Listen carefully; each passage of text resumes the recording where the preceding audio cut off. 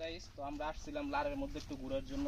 একটা মানে আজীব জিনিস দেখা গেল, এবং আজীব জিনিসটা হচ্ছে কি এখন আপনাদেরকে দেখাইবো। একটা ডিম, এটা কিসের ডিম হইতে পারে? ডিমটা হয়তো নষ্ট হয়ে গেছে, তো এটা পরিদর্শন করতেছি, বা কিসের ডিম হইতে পারে বলতে পারি না। আপনাদেরকে দেখাই, আপনারা সবাই মতামত দিবেন যে এটা কিসের ডিম হইতে পারে। তো আমরা এটা গবেষণা করতেছি, হয়তো বা পাখির ডিম হবে, কারণ পাখির এই জায়গায় যখন পটি আছে, এটা সম্ভবত হয়তো কোনো ওই যে বড় ডাহক পাখি, যে অতিথি পাখি বলে, ওইসব পাখি এ করছে হয়তো, বা এটা সম্ভবত পাখির ডিম হবে। কারণ এই জায়গায় যখন ওই যে পাখির মূত্র আছে নাকি মল আছে, তো এটা পাখি হবে। আর ডিমটা খুব শক্ত হয়ে গেছে, তো এটা সম্ভবত মনে হয় এটা যখন পানি হয়েছিল ওই দিক দিয়ে কিছুদিন আগে জোয়ারের পানি আসছিল, তো পানি এই দিক দিয়ে জায়গাটা মানে এই দিক দিয়ে মনে পানি উঠছিল, তো পানি তখন মনে সম্ভবত এই জায়গাটা এটা ডিমটা পারছে আর কি, উপর থেকে বা এই জায়গায় বৈশা ডিমটা পারছে।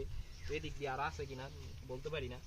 তো এই জায়গায় ডিমটা এটা ভালো আছে নাকি খারাপ আছে, তবে ডিমটা ওজন মনে হইতেছে অনেক, ডিমটা অনেক ভারী, মানে তুলনামূলক অন্য সব ডিমের থেকে অনেক ভারী। রোদ্রে নিয়ে সাপের ডিম হইতে পারে না?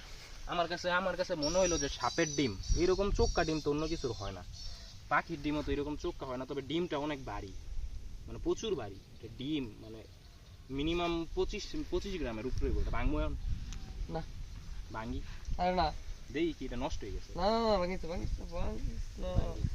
যে চামড়া শক্ত, এটা সাপের ডিম হইব। ডিমটা দেখেন নষ্ট হয়ে গেছে এখন, মানে অনেকদিন রোদ্রে পড়েছে, কুসুম নাই, সম্ভবত এটা সাপের ডিম, যা ভাবছি তাই। তবে এটা ভালো হয়েছে ভাঙে দেওয়ার কারণে, বাচ্চা টাচ্চাও হইতে পারতো মানুষের তা পাইলে। এখন এটা তো এটা সাপের ডিমে যা ভাবলাম তাই, চামড়াটা অনেক অনেক মোটা, ভিতরে কুসুম হয় নাই। তো আজকের ভিডিওটা এতটুকু, সবাই একটু কমেন্ট করে জানাবেন যে এটা কিসের ডিম। তো সবাই ভালো থাকবেন, সুস্থ থাকবেন, আর ভিডিওটা সবাই বেশি বেশি করে শেয়ার করবেন।